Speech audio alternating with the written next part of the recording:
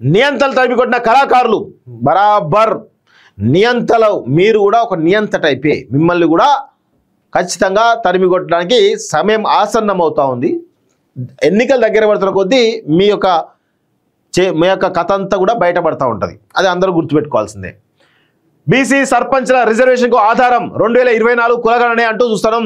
అసలు కులగణన అన్ని కులాల లెక్క చెప్పాలి కదా. కులగణనని కులాల లెక్క చెప్పకుండా ఈరోజు బ్యాక్వర్డ్ క్లాస్ అంటూ, షెడ్యూల్డ్ ట్రైబ్స్ అంటూ, మైనార్టీలు అంటూ, ఓసీలు అంటూ, ఎస్సీలు అంటూ ఆ లెక్కలు ఎందుకు చెప్తా ఉన్నారు? కులగణన చేసినప్పుడు ప్రతి కులం ఏ లెక్క ఉందో బయట పెట్టాలిగా పబ్లిక్ డొమైన్లో. ఎందుకు పెట్టలేకపోతున్నారు?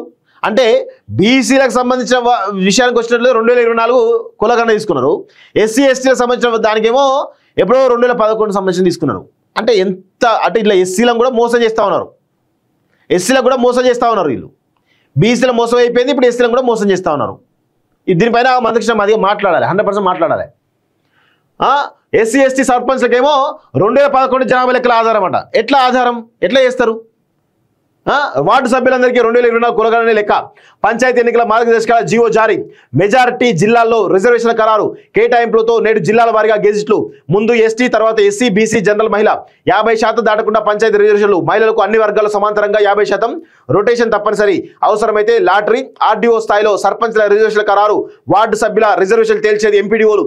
పంచాయతీ పోరుకు ప్రధాన పార్టీలు సై అంటూ చూస్తా ఉన్నాం.